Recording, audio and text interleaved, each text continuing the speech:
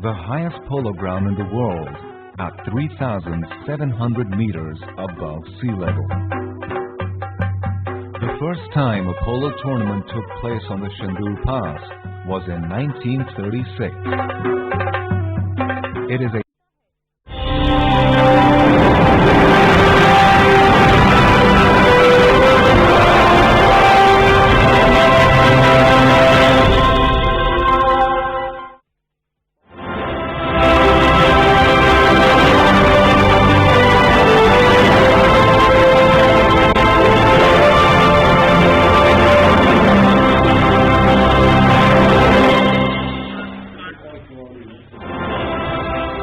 welcome to the debate. I'm your host Sana Maqbool, back with you once again, bringing you top stories around the world and of course within Pakistan as well, and hopefully giving you an angle that lets you understand all sides of the story.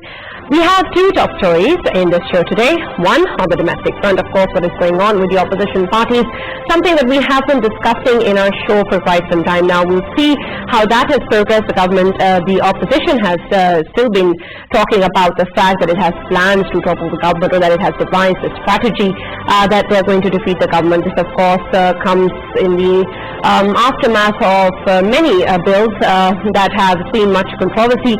And we've seen that now the PMLQ, very central ally of the PTI, has also parted ways, something that has been going on for a long time now. And with regards to the PMLN and the PPP, the different stances that we see emerging from the opposition parties, that of course is nothing new. We've seen that happen with the opposition parties before as well. But whether or not they have a strong stance against the government at the moment, whether or not they will be able to go forward with many of the options that they bring forward, including no confidence motion against Chairman Senate, all of these need to be discussed in further detail to actually realize what sort of options are there for the government in the future, what sort of uncertainty can be expected from the political scenario in Pakistan, and how the opposition plans to go ahead. So these are all the different topics that we will be exploring in the first story. And of course, we will also be looking at the top story around the world, which of course is the evolving situation in Afghanistan. Now, many times in our show, we have spoken about how the ISK is a major threat for Afghanistan, and a very important commitment from the Taliban regime in Afghanistan is the fact that the Afghanistan soil will not be used against any other international community or territory or country. And so this remains an important commitment that the Taliban still need to ensure. The ISK, of course, is a major threat to not only the Taliban regime, but of course for the Taliban's commitment to be ensured. We know that they have started a campaign against the ISK. This, of course, has come after many attacks by ISK, including bomb attacks in the recent months, in which we've seen a number of people who lost their lives. So we're going to see whether or not the Taliban regime is actually prepared to deal with the threat that it ISK. Does it realize the kind of step it needs to take to be able to ensure its government and to deal with all the different scenarios? And what options do we have in the future for engaging with the Taliban in terms of ensuring their commitment? So these are some of the areas we will be exploring in our second story. So now let's begin our show today. And of course, we have been joined by none other than Mr. Farooq Fatafi and Mr. Raja Faisal in the show. Thank you very much once again for joining me. Starting off with the opposition party and its stance against the government, something we've seen recently. They've been discussing how they will be devising a very strong strategy against the government. It seemed for a moment that they were on the same page, but again, we have different stances coming out, with the PMLN saying that it wants to move forward with a no confidence motion against the Chairman Senate, the PPP and JOS saying that it has not agreed to any such decision. Farooq, the opposition parties keep on saying they have many options. Firstly, let's explore what options do they have. Right. First of all, before asking whether they have options or not, the question is, do they have any, candidates for any post at all? Right. Regarding Punjab, there it seems that all this earthquake or minor earthquake might be taking place. They don't seem to have actually come together and decided that there is going to be one candidate from the opposition side. Is it going to be Hamza Shahbaz? Is it going to be Shahbaz Sharif or somebody else? We don't know, right? And why do we not know? Because they keep on fighting among themselves. And I'm not merely talking about parties. I'm not talking about within parties. I'm talking about within families, right? Regarding the center as well, I think, let me put it this way. I believe that in Pakistan's politics, opposition doesn't really understand what is going on. So what they do is they actually rely heavily on the punditry and how the punditry interprets various things, right?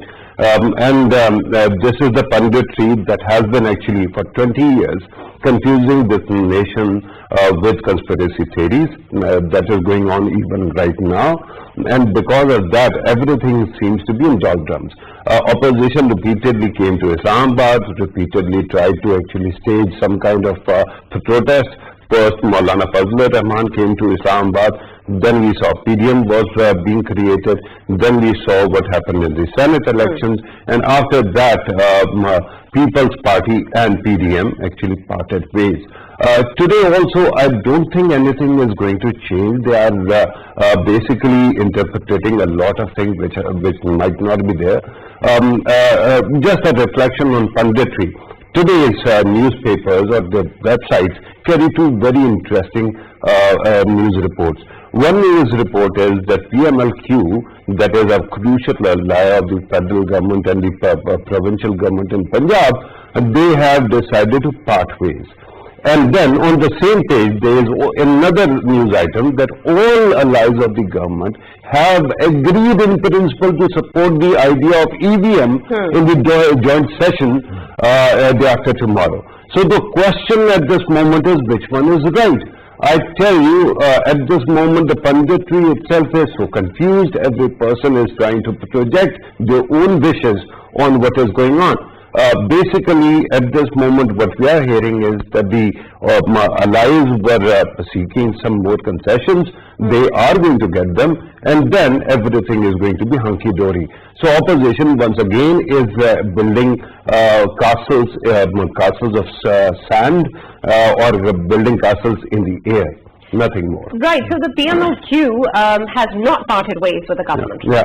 At this moment, what we are hearing, they are going to continue to support. The actual story or the crux of that story was that they have empowered their leader, that is Parvez Elahi, to negotiate on the part of the party, right? And that is going to happen. They are going to demand more.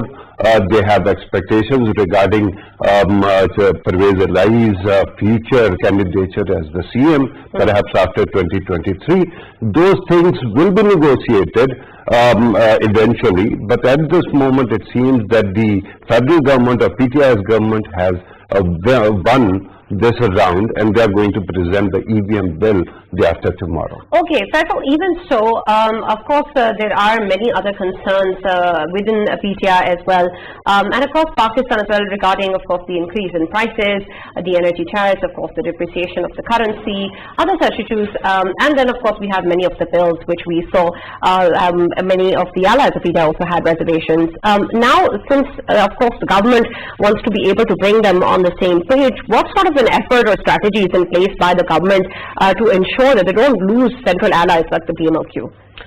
Sana, it's a very good question. Yes, government is, going around and trying to bring the allies on the table and talk to them, as my worthy colleague has already mentioned, that they have successfully talked with them today, and they are on Wednesday, coming to the joint session, and they will be going for the electronic voting machines.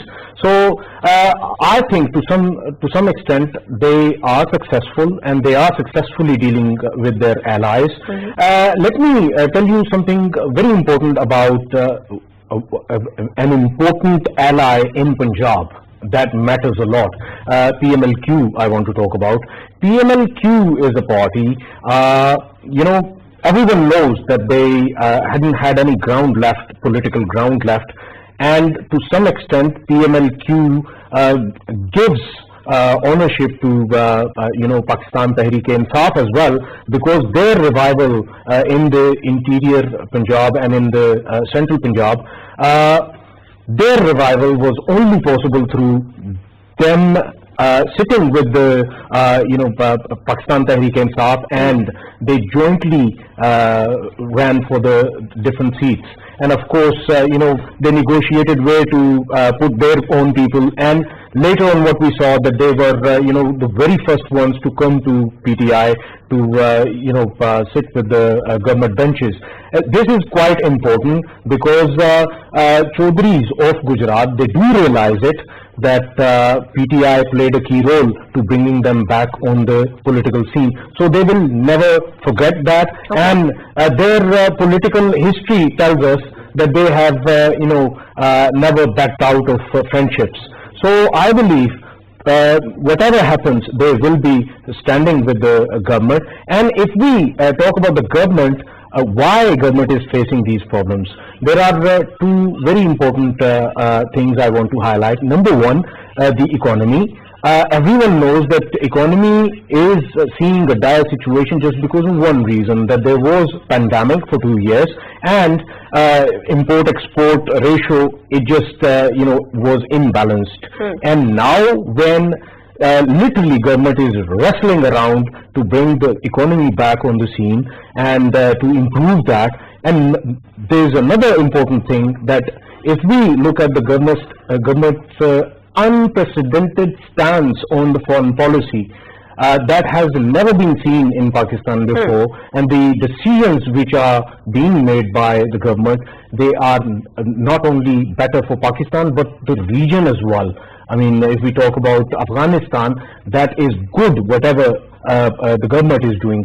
So while they are making these decisions, of course they will be, seeing some kind of opposition to it. So to me, their decisions and the way they are moving along with the things, majority of the population can understand that these are very hard decisions which are being made by the government, but they are the necessary one for the long run. Okay, Farouk, considering this and the way forward, do you think that the government will have to take some and lose some? Right, that is very important, but while Faisal was talking about various things, I thought that he is a geostrategic and geopolitical analyst, and he has to actually take everything in that direction. But I will, center the discussion, and I will bring you back to Punjab. It is not as if there are no differences between PMLQ and PTI. One very interesting development happened, that PMLQ's vice president, a very senior office bearer, Salim Baryar, whose son actually recently staged an upset in Sialkot by-elections, right, from the PTI's ticket. He has actually decided to join PTI, and that actually shatters confidence of PMLQ, and PMLQ also thinks that gradually everybody will be actually weaned away from its own grasp, and they will be joining PTI. That is one thing. Secondly, recently what happened regarding TLP is being read into, and a lot of people are speculating that there might be a electoral alliance in the coming days between TLP and PTI. So in that situation also PMLQ also has to actually decide and ensure that it has to have a space, right? My understanding is that today's victory is a victory for 2 days or 5 days, and then it will be another fight every day, and that has been happening in Pakistan politics for quite some time. Remember, the opposition is very powerful even today. Had it not been so divided, they could have really done their magic, at least in Punjab. The second aspect is that the economics are really very tough, and because of that, everyone thinks that if they are going to, bring about some kind of change, what are they going to do with this situation? Nobody has a magic wand. Nobody has a solution to our economic woes right now. So at this moment, It will be tough, and my thought is that the entropy or verbal violence in the system is going to increase with every passing day. There will be attempts, but I think at this moment opposition cannot see a solution coming because it doesn't, it cannot reconcile within its own ranks. When that doesn't happen, there will be shocks to the system. But as today has proven, the federal government and Punjab government know how to survive, and they have been surviving so far.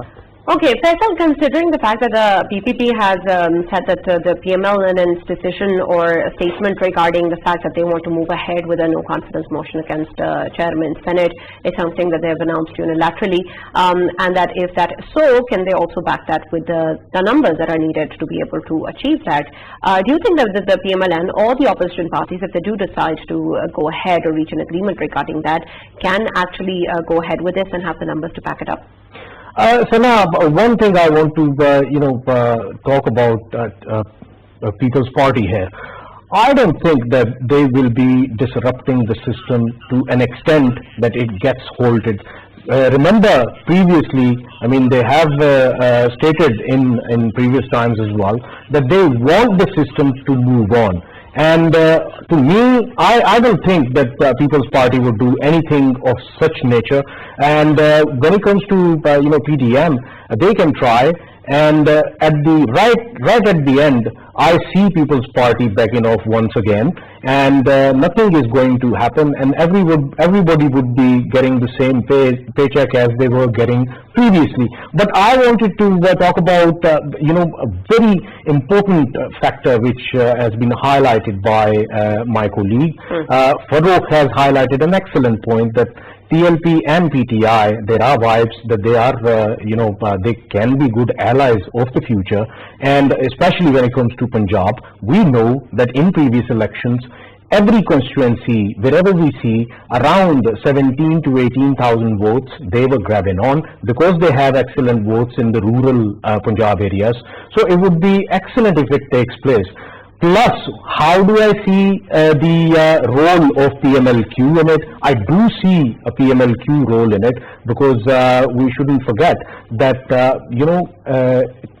historically, PMLQ and especially Chaudhrys of Gujarat, they are known for having votes in the rural areas, and they have a history of sitting with the peers and with the factions of different factions of religious factions of Punjab. So they will be playing their role, and to me, I think they will once again sit with PTI and TLP together to fight with the previous ones who used to, take their turns and do a lot with the systems. So I don't think there would be any change. Okay, yes, I have to actually say two things, because apparently Faisal was agreeing with me and then he just poison pilled it.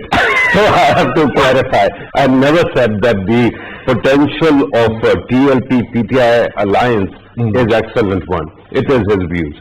I just said that there is this speculation in the air that they can be an alliance, so that actually upsets this party and it actually creates this kind of situation. But that is not all. There are other aspects which are very important to remember. Earlier he just pointed out that People's Party actually is going to back down. To be honest, when you talk about the political situation, PDM is only sound and fury. All right. The only threat that was actually posed was by People's Party in Islamabad Senate elections. Right. We have to move on to the next topic at the moment because our guests are waiting online with us. We're going to go ahead with two respected guests who have joined us on the issue of the evolving situation in Afghanistan.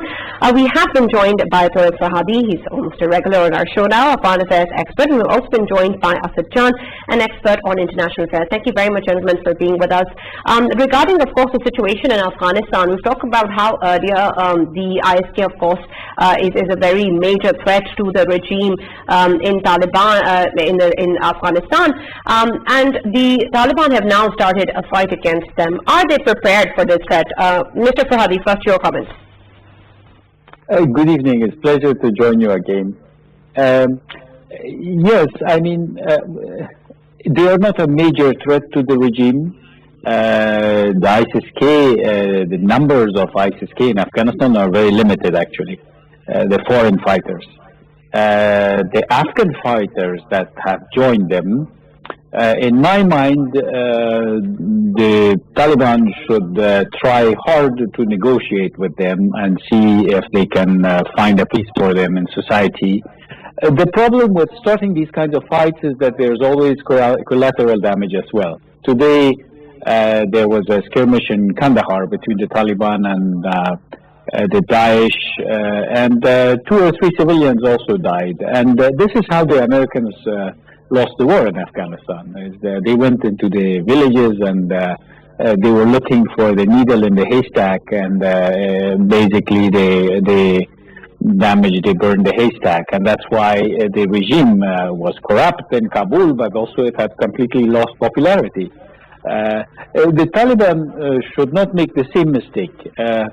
If there are 2,000 foreign fighters in Afghanistan, those have to be delineated and decided with what to do with them, but send them back to their countries, or if they stay in Afghanistan, they have to become non-combatants. But the Afghan Daesh are those people who we should negotiate with. Of course, this requires financial resources. Also, it requires the ability to give incentives to these people to come out of the fighting ranks. And also, it requires a lot of leadership on the side of the Taliban to accept, because in this very complicated, murky picture, there's a lot of settlement of scores as well. Look, there has been 20 years of violence in Afghanistan, and there's a lot of settlement of scores also that come into play in what we call, to make our jobs easy, Daesh. Right, of course. This is a very important factor to ensuring that the Taliban regime can actually ensure the fact that they're going to fulfill their commitment, that they actually have a legitimate stance and a good stronghold of the situation in Afghanistan. Mr. President, earlier the Taliban regime spoke about how most of the threat from ISK, they've managed to control it, and the fact that attacks or exceptional cases, such as the attacks on Mosul we've seen in the recent months, is something, the one-off event that can spring up, or is something that has happened in other parts of the world as well. Do you think that the Taliban regime is not taking this threat as seriously as it should? Thank you so much. I think the first and major thing that we need to understand, and that's the ideological differences. After the Kabul takeover, ISIS emerged as a major violent and non-state actor in Afghanistan. Previously, obviously, Taliban was holding this title of non-state actor, and then the table turned. And since then, the group conveyed a strong message that Taliban are just American puppets, or they are not capable to run the country, and all that stuff. It has challenged the ideological credential of Taliban, and that's most important. While declaring them a non-believer or companion of the Crusaders, and that has been shared on numerous times on their social media and their website. So, and obviously ISK has claimed that they are the sole custodian of the ideology of Islamic State. So when it comes to that huge differences, and obviously there are the differences of the sect. Taliban is like a Sunni, Jibani kind of people or Muslims, while ISK has a strong Salafi population and stronghold. So that kind of differences obviously emerge, So when to bring the Taliban to the ISK on the table, that's become very, very difficult itself. In the recent years, I mean, when you said ISK has managed to survive Afghanistan in the form of small cell, obviously previously Taliban was doing the same, or guerrilla war, which is very easy in terms of running the whole show or running the whole country. And we have seen that they are very good in Iraq and Syria. So, and secondly, most importantly, it has been evident from their own social media account that the current head, who is the Shahab al-Muhajir, something like that, and who's considered as the greatest strategist and expert in urban warfare, and I think he will continue on relying on his strategies, what we have seen since Kabul fall and Kabul attack. Since then, I mean, there has emerged a major violent opposition for the Taliban.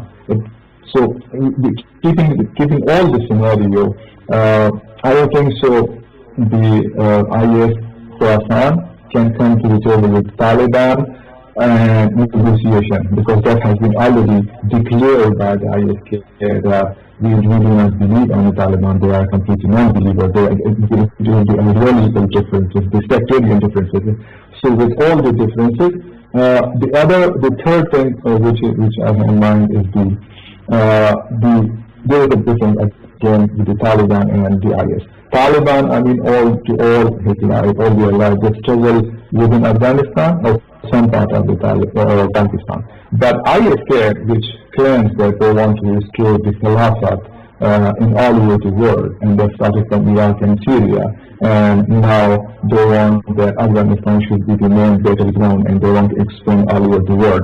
So to me, rather than focusing on just Afghanistan, I think IS has emerged as a major threat not only for Afghanistan but for Pakistan and Russia and China itself, and that's what alarmed me.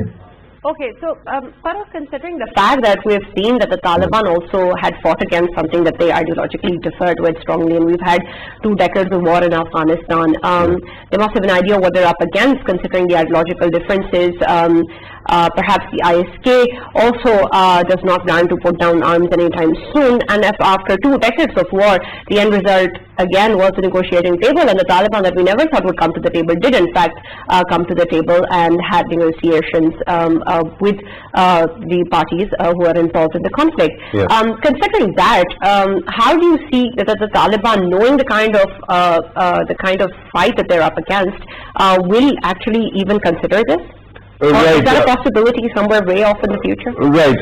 With the kind of ascension of Taliban to the throne in Kabul, one thing that seems to have been normalized is use of violence, right? Although TTA or Afghan Taliban kept on using force against what they called foreign entities, or they were foreign puppets. But in the end, there were moments when soft targets, that is the common people, were also attacked. So right now, the biggest worry is that the recent attacks that took place were basically in the mosques, where you don't have any weapon, you don't have any way to protect yourself, and they are basically worshippers. This is the worst part of Afghan politics right now. But given what has been happening, and because of Doha Agreement and the bilateral agreements or commitments by the Taliban with other countries, all those forces which were once allies, like IMU or ETIM or TTP, one by one they are going to drift away. That's why we see that they kept on pushing for us or Pakistan actually holding dialogue with TTP so that it doesn't actually join the ranks of ISS-K or ISKP as it is now called. Then there is another very interesting thing that is happening. These elements were already there.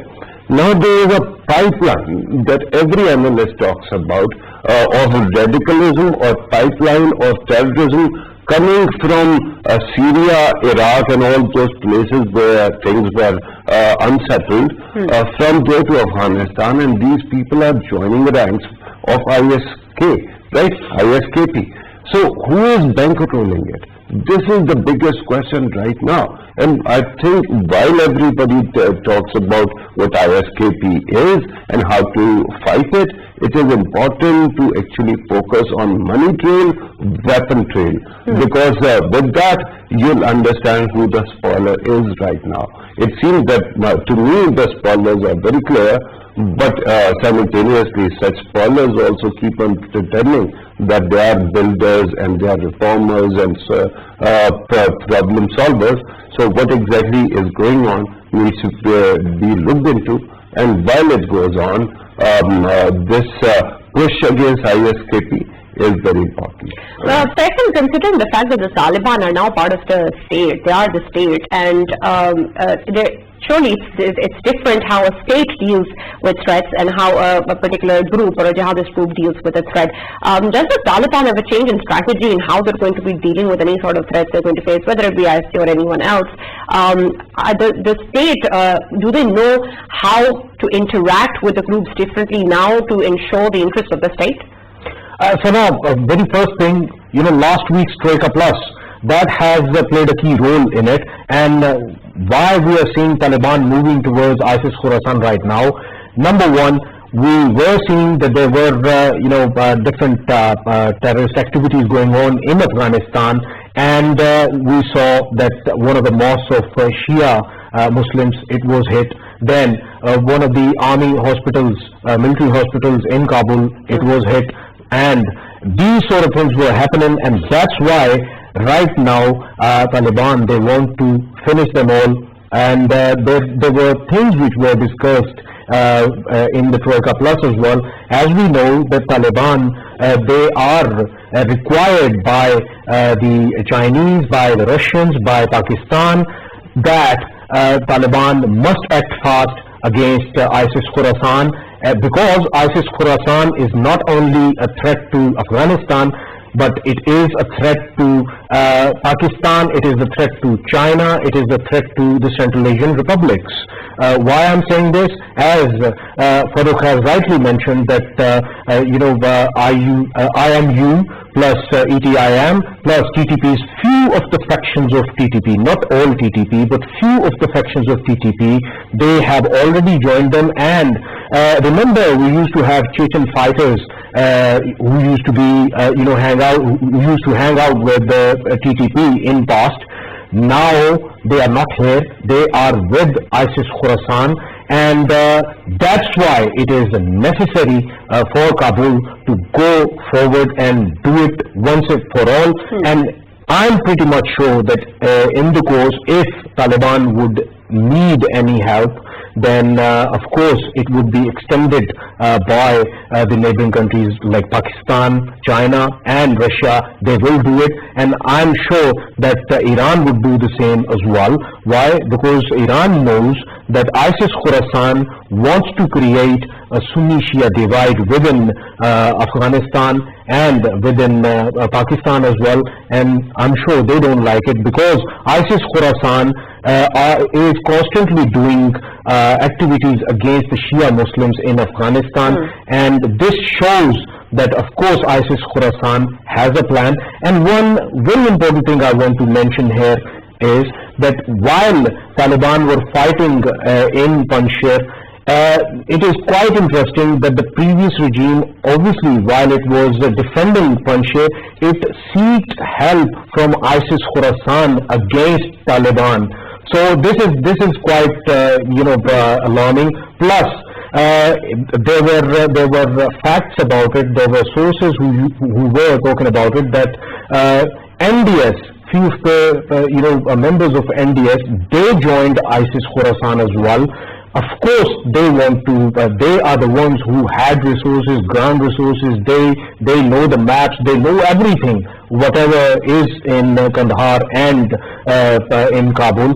Of course, in coming future, they will be helping out the ISIS Khorasan. So Taliban know about it, and Taliban of course, want to deal with them. Mr. Faradi, considering the fact that the Taliban is facing this threat from ISK and then of course there's pressure from the international community regarding inclusivity of the government, do you think that the Taliban will be open to engage with perhaps moderate Salafis or the minority Hazara community? Are they willing to be able to engage with these groups to make sure that their government is in place? And of course the fact that the international community keeps on emphasizing on an inclusive government, that they open a way or pave the way towards that. So, and you're going to hear this from me, our first hope is that the Taliban stay strong and together for the sake of Afghanistan. That if the Taliban splinter and some of them agree to talking to the Salafis and some of them don't agree, then we are going to have a weaker Taliban, and the future of Afghanistan is at stake. Then any kind of ISIS-K and other groups, in the future criminal groups, drug-related groups, can find power in Afghanistan. The first thing for us now is to hope that the Taliban, between the various factions, can stay together.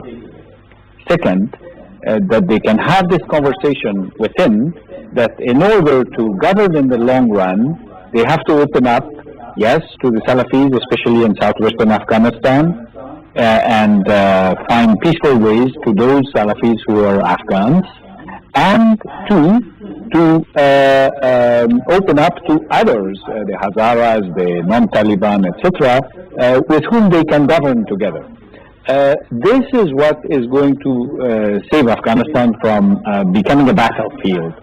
The last thing we as Afghans want is our country to become a battlefield between these groups, which are small groups. ISIS-K, 2,000 people.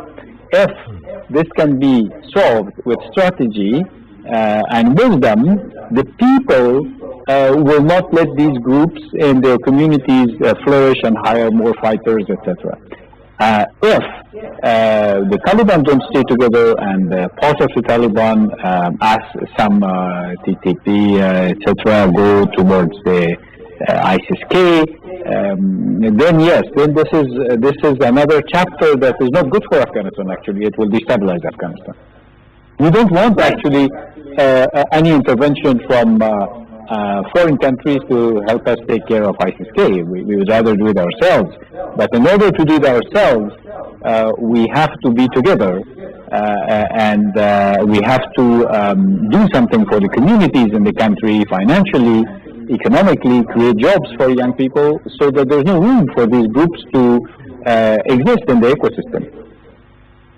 Right, Mr. Asad, considering the fact that the engagement with different groups within Afghanistan is important, but then of course it comes with the possibility that within the Taliban regime you might have friction, or some parts of the regime may not completely agree.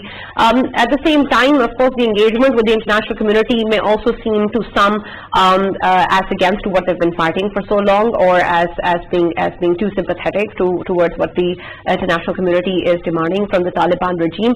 Considering this precarious situation, how does the regime balance this out? Well, I think the most importantly, the religion or the regime definitely, I mean, they must focus on Afghanistan, and the Afghanistan situation is deteriorating with each day, not only by the financial or the health facilities, but I think this ISK has emerged the most lethal threat for the Afghanistan, and not only for Afghanistan but for the region. One thing which worries me a lot, and the thing is that ISK has an experience of international experience. I mean, they fight in Iraq and Syria and other countries. So what they did, they recruited the youth and the weaker community, and this is exactly what they are doing in Afghanistan. The army, the Afghan army, and the police who were defeated by the Taliban, and those youth obviously who were being affected by the Taliban or the suicide or the attacks. So the opportunity is growing for the IS when it comes to the recruitment or when it comes to the battlefield. But the real potential of ISK will be determined by by its ability to survive in Afghanistan? That's the biggest question. So if they can survive for the longer time, so obviously Afghanistan will emerge as a larger battlefield, not only for Afghanistan, but for the whole region and the surrounding countries. And at that time, I think that will be the most devastating period for this region. But do you think that there is any possibility, considering if the situation worsens, that the Taliban regime may desire outside help in this regard? Right. First of all, earlier when you were talking about possibility of reaching out to disparate groups, may they be Shia groups or others, let me first of all point out that at the start, implicitly there was this agreement that they are going to include various people within their ranks. For example, the Hazara areas have a mayor who is actually Shia but supports Taliban, right? Similarly, Selfis also and various other parts. But I struggle, to be honest, when I think about Taliban as a government, a functioning government. Why am I saying it? I take it back to Pakistan's own lawyers movement. Then one day, some people started saying that it might convert into a political party and rule the country. So, okay, who's going to be the finance minister? A lawyer. Who's going to be a defense minister? A lawyer. Who's going to be foreign minister? A lawyer. Who's going to be prime minister, president? All lawyers, right? That is the complication with Taliban government in Kabul. And why? Because they are basically militant clerics. They know only two things: religion and fighting. Some might be more educated, who might be fluent in English, but do they understand economics? Do they know policy? Without that kind of understanding of policy, you actually keep on losing steam, and that is what is happening. And frankly, when I look at the 40 years of Afghanistan's history, I want to share Farhadi Saab's optimism or his concern regarding unity within the Taliban's rank. But we have seen that Afghanistan is a place where entropy has been ruling, and it has been growing. So within Afghan Taliban's ranks, I think that there is going to be a struggle and it is going to increase. Will they be able to bridge the gap? I don't know. Meanwhile, when you look at this pipeline that I was talking about, there are questions. For example, when FinCEN leaks actually came out, and after that Pakistan also released a dossier, we saw a clear mention of those banks flagged by FinCEN, Indian banks and a couple of others, that were providing money to such groups.